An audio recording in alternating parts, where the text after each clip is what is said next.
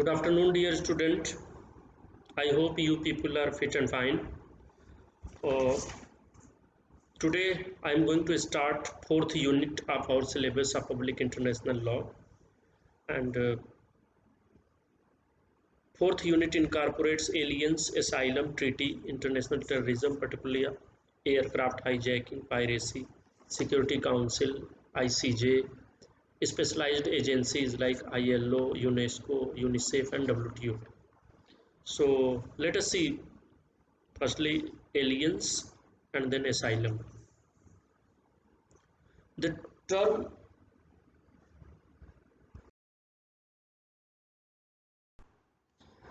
the term aliens is referred to those persons who live in a state other than of which they are the nationals.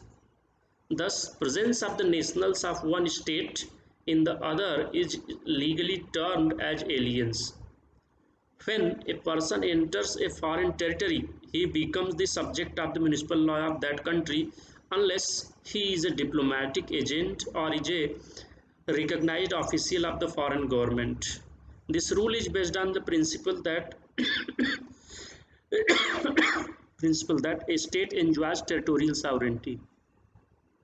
Rules relating to admission of aliens, expulsion of aliens, expropriation of alien property and right and duties of aliens derive mainly from state practice, which is quite divergent, and also in certain cases from bilateral treaties. In the past, attempts have been made to codify the topic of aliens, but they have not been successful except that of Havana Convention on the Status of Aliens in 1928. Admission of aliens. No state is under a duty to admit aliens into its territory. The reception of alien is a matter of discretion, and every state is, by reason of its territorial supremacy, competent to exclude aliens from the whole or any part of its territory. Thus, the state has a right either to prohibit the entry of aliens or admit them into its territory. Justice Gray in Nisimuna Eco versus United States observed that it is an accepted maxim of international law that every sovereign nation has the power, as inherent in sovereignty and essential to self-preservation, to forbid the entrance of foreigners within its dominions, or to admit them only in such cases and upon such conditions as it may be see fit to prescribe. The above implies that the non-admission of an alien is not an internationally wrongful act. Even in cases of an arbitrary decision, non-admission may be assumed only as an unfriendly act. Moreover, the non-admission of an alien cannot be seen as an international offense merely because factually discrimination has occurred. When a state refuses to admit an alien, it is not under an obligation to give grounds for doing so. However, it is desirable that states should present the reasons for the non-admission of aliens. Although a state has a discretionary power to admit an alien, there are treaties which grant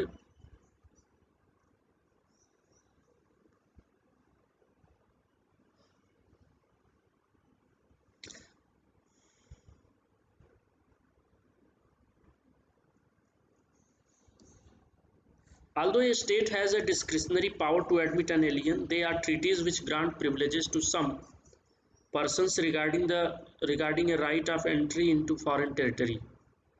An example is the Vienna Convention on Diplomatic Relations of 1961, which stipulates that not only the members of a diplomatic mission but also other staff members such as couriers have the opportunity to enter the receiving state.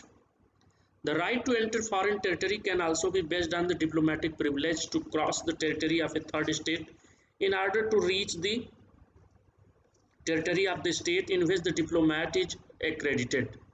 Similarly, Guarantees are laid down in Vienna Convention on Consular Relations of 1963. Members of international tribunals for the most part have similar right as do employees of international organizations, at least insofar as their functions required such privileges. Admission of aliens may also be conditional. In such cases, the territorial state has a right to impose such conditions as it may be deemed proper. It is a matter for diplomatic legislation to lay down the conditions which may be imposed after taking into account the internal economic and foreign policies. For instance, a state may impose a condition that aliens shall not purchase immovable property, ships, aircraft, and like. Prohibition on entry of aliens, admissions of aliens, and conditional admission of aliens is determined by an examination of immigration laws of several states, which are different from one to another. An alien who seeks admission in the territory of a foreign state must carry a valid passport issued by a state to which he belongs. He must also obtain in advance permission to enter in the state, which is granted in the form of a visa. If an alien is found in a state without its permission, he may be treated as residing illegally in that state. He may remain there at mercy of that state and may be deported to the state to which he belongs. The decision of the United Arab Emirates in 1992 to deport a number of Pakistanis and Indians who were found to be residing illegally in that country following their taking part in violence, demonstrations and attacking the places of worship was not contrary to the rules of international law.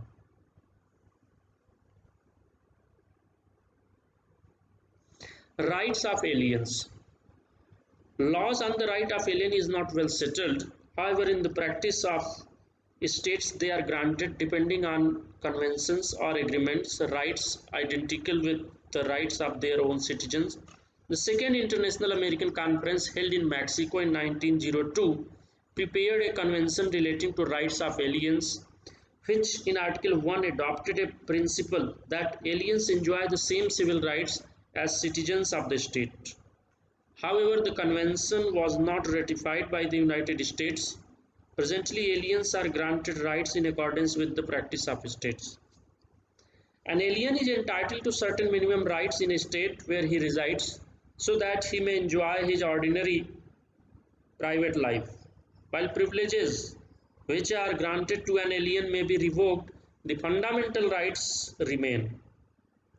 Rights of aliens are normally prescribed in treaties of commerce and establishment. Such treaties very often insert national treatment clause, which means that aliens can only expect that treatment which is given by a state to its own citizens. They cannot claim to a favored status.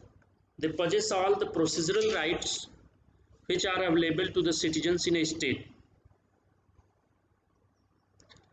They also possess substantive rights which are the rights of the citizens of the country. However, special civil and political rights are denied to them. Thus, right to vote, to hold public office, or to engage in a political activities are usually denied to them. Accordingly, they are not denied the right to work. Although they are not denied the right to work, but they may be excluded from employment in certain professions, such as master, chief officer, or chief engineer of a merchant ship.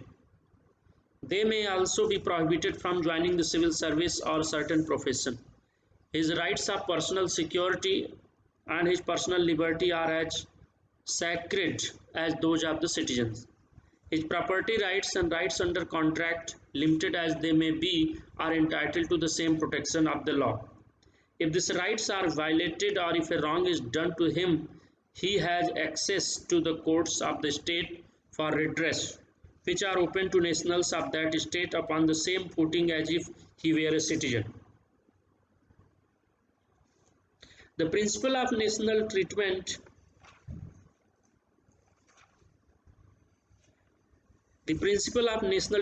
was supported by many jurists. While some states favored it, many states opposed the principle. They supported the international minimum standard, or to say, a moral standard for civilized states in the treatment of aliens. The aliens having submitted to the local law can only expect treatment on a basis of equality with nationals of host state. If the state treats the aliens in contravention to the established rule of customary law or a convention, the state to which the alien belongs can ask for compensation from the host state by bringing the matter before the international tribunal. But the state cannot do so unless the person in question has exhausted the legal remedies available to him in the state concerned. Unless and until the final pronouncement has been given from the highest competent authority within the state, it cannot be said that justice has been denied and a valid international claim has arisen. Duties of aliens. When an alien is admitted to a state either freely or upon conditions, he falls under its territorial supremacy, although he remains at the same time under the personal supremacy of his home state. He is unless he belongs to one of those special classes who are subject to special rules under the jurisdiction of the state in which he stays and is responsible for all acts he commits on its territory. He owes allegiance for the duration of his residence to the state within the territory of which he resides, and his responsibility to the local state continues as regards illegal acts committed by him while the territory concerned is during war temporarily occupied by the enemy. Since an alien is subject to territorial supremacy of the local state, it may apply its laws to aliens in its territory and they must comply with and respect those laws. A state has wider powers in respect of resident aliens, that is, those aliens who take up their residence either permanently or for some length of time, than to those aliens who reside temporarily or who come as visitors. Expulsion of aliens. Expulsion is the banishment of an alien for violating the law of the state in which he has been residing or for interfering in its internal affairs. An expelled alien is required to leave the territory within a fixed and usually short period of time. However, a reasonable time to settle his personal affairs is required to be given before leaving the country. The order of expulsion is generally combined with the announcement that it will be enforced by deportation. Thus, while expulsion means the prohibition to remain inside the territory of the ordering state, deportation is the factual execution of the expulsion order. It is to be noted that the expulsion of an alien in theory is not a punishment. It is an administrative measure consisting in an order of the government directing a foreigner to leave the country. Expulsion must be effected, therefore, in a reasonable manner and without unnecessary injury to an alien. The right of a state to expel the alien is generally recognized. This is regarded as one of the attributes of the territorial sovereignty of a state. Normally, an alien is expelled when his presence in the territory of a state becomes undesirable. An alien may be deemed to be undesirable on a number of grounds which is determined by each state by its own criteria. The grounds for which an alien may be expelled may be different in time of war from time of peace. In time of war, a belligerent may expel all enemy subjects residing or temporarily staying within its territory.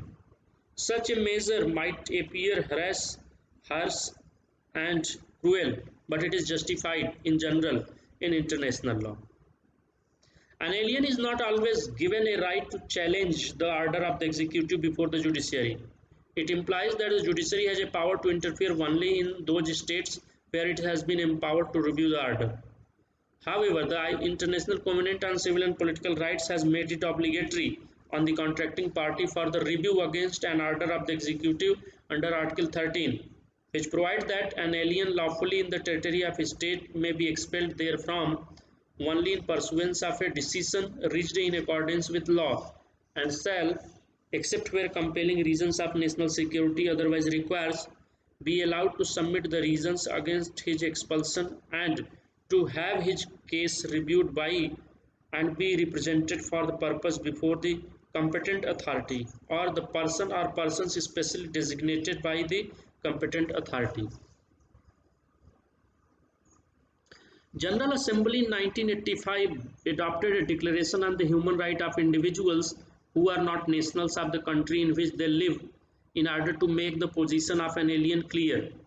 Article 14 of this declaration provided that aliens are required to observe the local laws and respect local customs and traditions.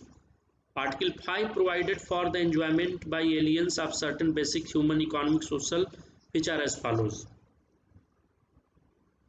Declarations have right to life and security of person. Aliens have right to protection against arbitrary or unlawful interference with privacy, family, home, or correspondence. Aliens have the right to equal before the courts, tribunals, and all other organs and authorities administering justice. Aliens have the right to choose a spouse and to found a family. They have the right to freedom of thought, opinion, conscience, and religion. Aliens have the right to retain their own language, culture, and tradition. Aliens have the right to transfer abroad earning, savings, or other personal monetary assets. Aliens have the right to leave the country, right to freedom of expression, right to peaceful assembly, and right to own property. Aliens lawfully in the territory of a state shall enjoy the right to liberty of movement and freedom of choose their residence within the borders of the state. Aliens shall have freedom from torture or to cruel, inhuman, or degrading treatment or punishment. Aliens have the freedom from medical or scientific experimentation. Aliens have the right to safe and healthy working conditions. They have right to health protection, medical care, social security, social services, education, rest and leisure. Individuals or collective expulsion of aliens on ground of race, color, religion, culture, descent, and national or ethnic origin is prohibited. And aliens have freedom from arbitrary deprivation of his or her lawfully acquired assets. Expulsion en masse of aliens. In contrast to the expulsion of a single individual, expulsion en masse or so-called collective expulsion may also take place. Often, it may not be easy to distinguish the expulsion of many individuals from the collective expulsion or a group of individuals. The notion of collective expulsion presupposes that it would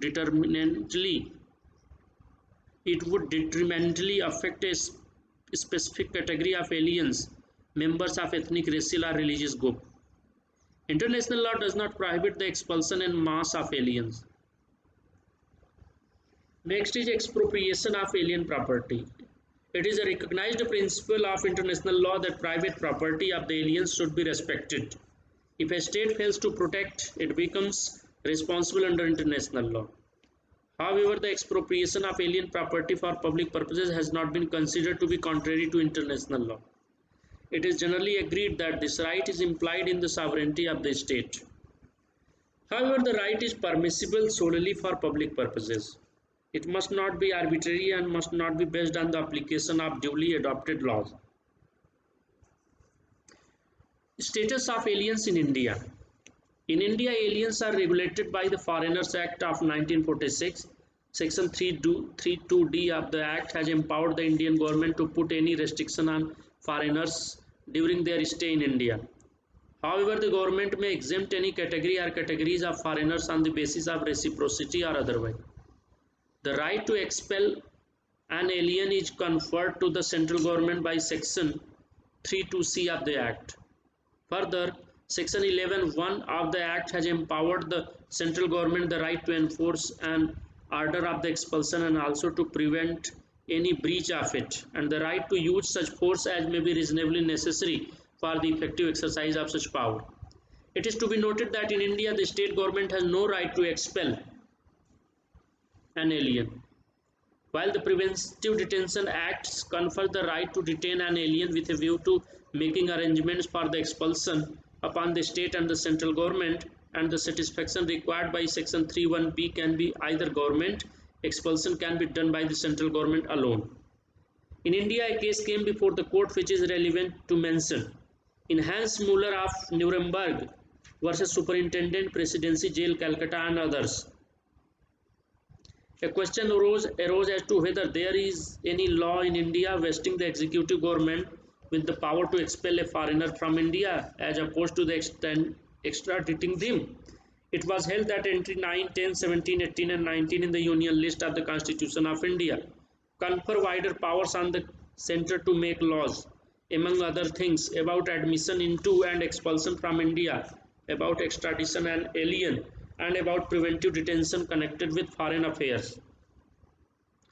The Foreign Act of 1946 deals, among other things, with the expulsion of an alien. It vests the central government with absolute and unaffected discretion, and there is no provision fettering this discretion to the Constitution. An unrestricted right to expel remain. The central government can prescribe the route and the port of the place of departure and can place him on a particular ship or plane. This right of government to make the order vis-a-vis the man expelled is absolute. However, if the person ordered to be expelled assert that he is not a foreigner but is an Indian citizen, he can have the same determined by a court of law. I hope this video lecture will be helpful to understand the legal status of aliens under international law. Thank you very much.